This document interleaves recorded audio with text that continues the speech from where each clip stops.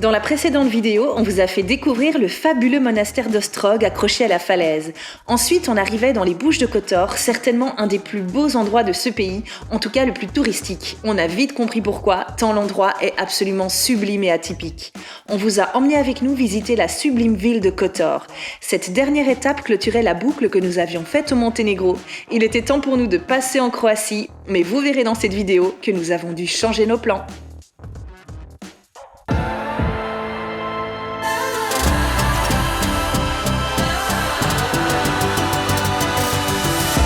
Nous, c'est Vincent et Virginie. Il y a quelques mois, on a décidé de tout quitter et de vivre notre rêve. Avec nos 3 enfants, Victor, Édouard et Célestine, nous avons pris la route à bord de notre camping-car pour découvrir toutes les splendeurs de notre cher continent européen. Découvrez nos aventures, celles d'une famille nomade inexpérimentée. Petit changement de programme. On a décidé d'aller visiter la Bosnie, d'aller faire une boucle dans ce pays que nous ne connaissons absolument pas, qui n'était pas du tout prévu au programme. Pourquoi ? Premièrement, parce qu'on nous en a parlé. Pas mal d'amis voyageurs sont passés par là, nous ont dit que c'était vraiment un pays incroyable qui ressemblait pas mal à l'Albanie et il faut le dire, on a eu un tel coup de cœur pour l'Albanie, vous le savez, on en a suffisamment parlé.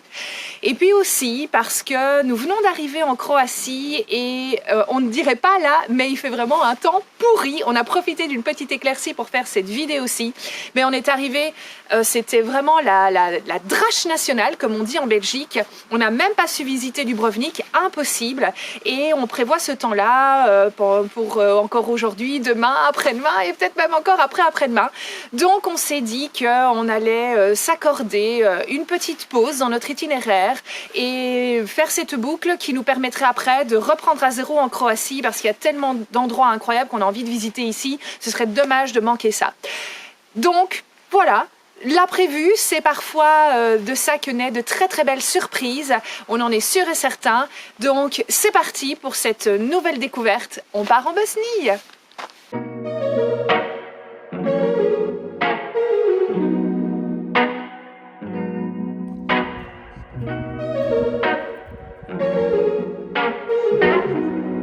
Nous sommes donc à Medugorje, j'espère que cette fois-ci je le prononce bien. Nous nous sommes renseignés à propos de ce petit village dans lequel nous sommes arrivés un petit peu par hasard. Il se fait qu'en fait c'est un petit peu ici le Lourdes bosniaque. C'est un lieu de haut pèlerinage non officiel, mais il y a donc énormément de monde qui vient chaque année ici dans la cathédrale et puis sur la colline de l'Apparition, puisque la Sainte Vierge y est apparue à plusieurs reprises auprès de plusieurs personnes. On a lu quelques petites histoires par rapport à ça et donc il y a ici entre autres un festival des jeunes, des milliers de jeunes qui se rassemblent ici, des jeunes de différentes nationalités qui se rassemblent et qui participent à ce festival. C'est assez impressionnant. On n'avait jamais vu un endroit comme celui-ci. Dans la rue commerçante, il y a des dizaines et des dizaines de boutiques de souvenirs où vous pouvez trouver des Saintes Vierges de toutes les formes, sous toutes les coutures, à tous les prix, de la petite statue au porte-clés, aux pins, aux livres, enfin, il y a vraiment de tout. C'est très impressionnant à voir. Et voilà, c'est un endroit où il y a du monde. Apparemment, en été, c'est la folie. Il n'y a pas assez de place pour accueillir le nombre de personnes qui viennent ici. Voilà.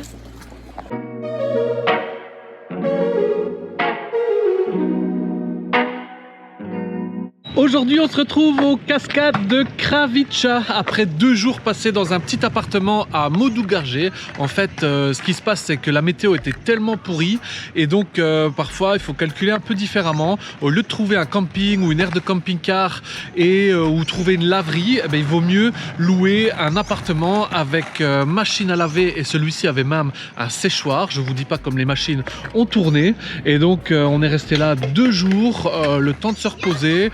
On on a pu recharger tous les appareils, GoPro, drone, etc. Et donc ici, on est enfin reparti. Je vous avoue que moi, 2 jours dans un appartement, là, ça commence à être très très long pour moi. J'ai toujours envie d'être dehors. Et donc voilà, on a fait les 20 km qui nous séparaient jusqu'aux cascades de Kravica. Et qui semblerait, c'est une petite pépite ici en Bosnie. Après, on ira voir un autre petit village. On montera vers Mostar et qui sera notre avant-dernière étape jusque la route de Sarajevo. Donc voilà, on vous emmène. Voilà, c'est 10 € par adulte, heureusement c'est gratuit pour les enfants, mais il paraît que c'est vraiment super joli, que ça vaut vraiment la peine, on espère en tout cas. Oui, parce que encore une fois, on a parfois, quand on regarde sur internet, parfois on peut être déçu. Ici, on n'a absolument pas regardé à quoi ressemblent ces cascades.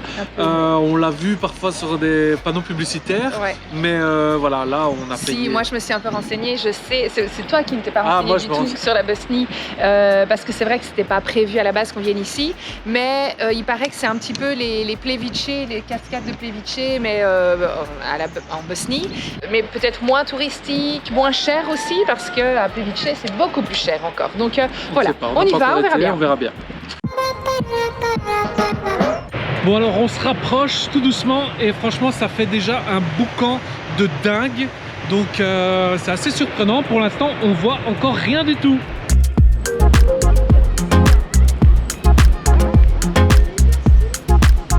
Nous sommes en Bosnie et là on est aux cascades de Kravica.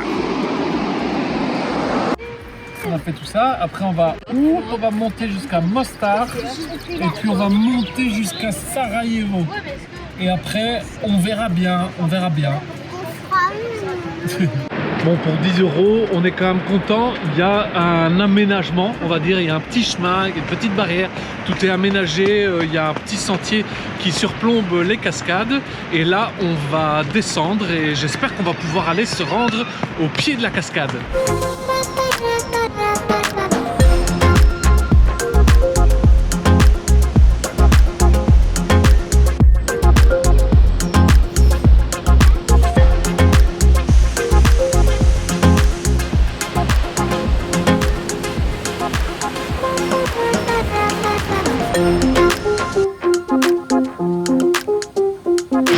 Si vous m'entendez, parce qu'il y a vraiment beaucoup de bruit, mais là on est au pied de la cascade, ça fait un boucan de dingue, mais la vue est juste magnifique.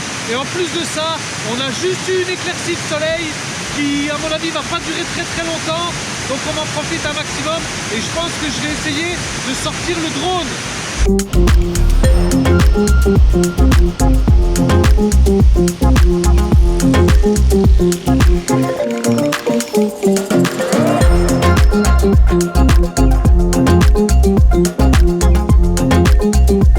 Comme vous pouvez peut-être le voir derrière moi, il semblerait que le débit soit très fort en cette saison, parce que là derrière c'est une plage où normalement c'est un bar couvert. Je ne sais pas si vous voyez le niveau de l'eau, et c'est assez impressionnant.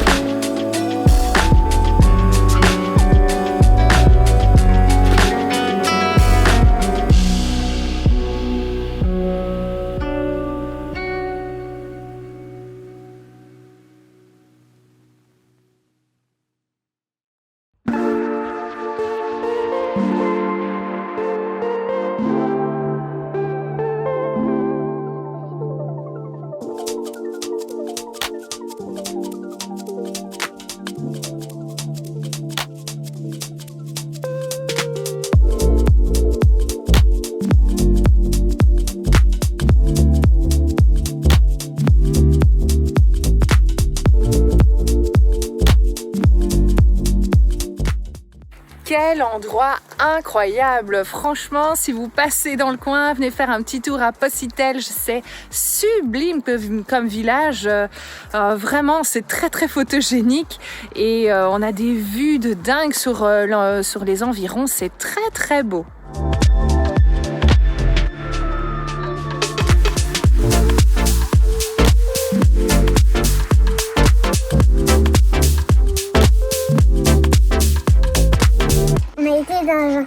château à moitié détruit et j'avais hyper peur parce que les marches étaient hyper grandes.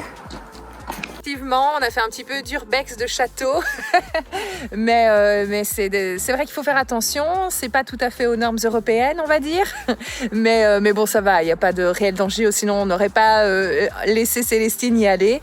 Faut juste être prudent, bien poser ses pieds comme d'habitude, mais c'est vraiment une chouette visite.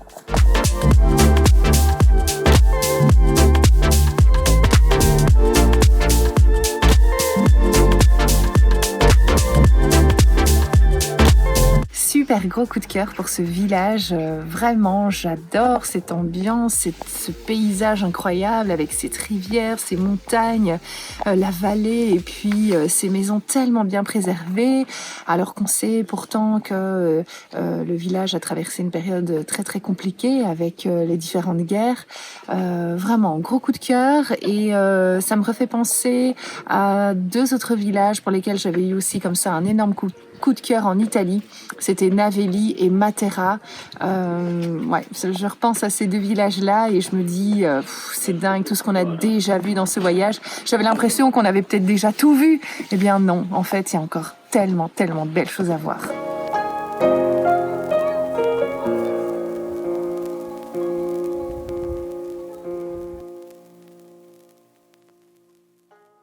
On se trouve ici devant la mosquée et il y a un grand panneau avec des morceaux de pierre qui sont là. Et en fait, on se demandait c'était quoi. Et en fait, cette mosquée a été détruite en 1993, 1993. Je sais pas si vous vous rendez compte, mais ça fait même pas 30 ans. C'était vraiment, c'était hier quoi, au niveau de l'histoire quoi. On se demande vraiment parfois la guerre ici en Yougoslavie, en ex-Yougoslavie. On connaît pas tous les tenants et les aboutissants, mais quand on arrive comme ça et qu'on voit qu'on est confronté à ça, on se disait qu'on avait, j'avais 10 ans à cette année-là, donc vraiment, ça fait vraiment très froid dans le dos.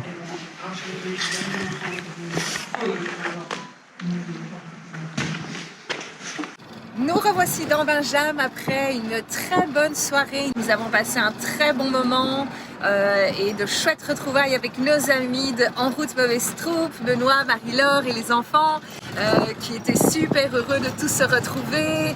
On a laissé profiter jusqu'à assez tard pour que voilà, ils soient rassasiés d'être ensemble, s'ils peuvent l'être un jour. En tout cas, c'est vrai que c'est très gai de se retrouver parce que déjà on s'entend très bien, il y a un super feeling, les enfants aussi, vraiment on s'amuse beaucoup ensemble. Et c'est vrai que les rencontres ont été assez rares au Monténégro, donc ça fait vraiment plaisir de retrouver des amis nomades ou semi-nomades. Et voilà, on est reparti pour la visite de Mostar, qui est un incontournable en Bosnie. On va aller visiter ça ensemble. Ah, attends, regarde. À mon avis, c'était... Qu'est-ce qu'il y a là-bas? Les impacts de balles. Juste. Benoît va venir nous expliquer. C'est typique des maisons qui ont été brûlées pendant la guerre. T'as les impacts de balles. Et voilà. Ah non, mais on va aller voir ça. En fait, c'est une maison qui semblerait à encore des impacts de balles de la guerre. Ouais, parce que Benoît s'est beaucoup renseigné à ce Benoît sujet-là. est notre guide touristique. Voilà, en fait, exactement. Et bon, c'est assez tragique. Et on va aller voir ça. L'histoire de la Bosnie et de ces pays des Balkans, de l'ex-Yougoslavie est très complexe. C'est vraiment pas facile de comprendre ces événements qui se sont déroulés. Pourtant, il y a vraiment pas si longtemps que ça, nous étions déjà nés.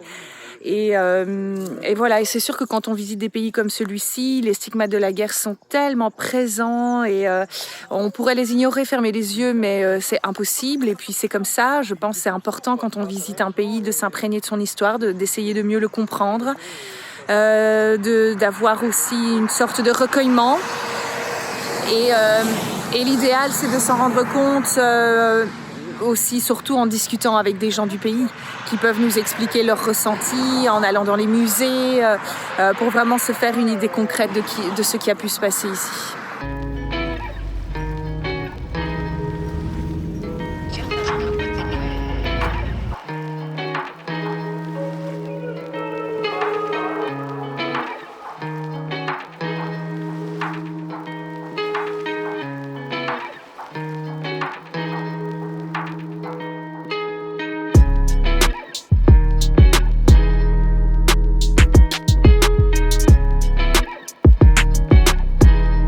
quelle magnifique petite ville que Mostar. Franchement, c'est dans les incontournables et je comprends pourquoi. Allez-y si vous faites un tour en Bosnie ou si vous êtes dans les Balkans, allez faire un petit tour par ici. C'est vraiment très très joli, ça a gardé énormément de charme, de cachet. C'est assez hallucinant de voir à quel point dans l'ensemble c'est bien conservé, alors qu'aux alentours il y a des bâtiments détruits par la guerre, criblés de balles. Ici ça a été préservé, même si le pont en fait est une copie. Il a été détruit aussi et reconstruit presque à l'identique.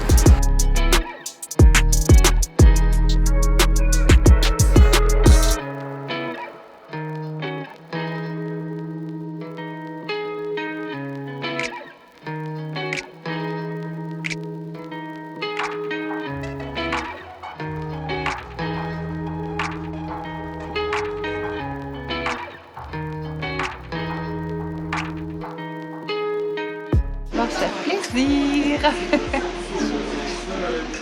Passion carte postale. Mais c'est vrai, en fait c'est parce qu'on remplit un mur du camping-car avec plein de cartes, des endroits qu'on a traversés, mais il y a vraiment des pays où on a eu difficile à trouver des cartes postales, je sais pas pourquoi, tandis que donc ici ça fait plaisir. Ou alors des endroits où il y avait des cartes postales toutes gondolées qui semblaient dater d'il y a 30 ans.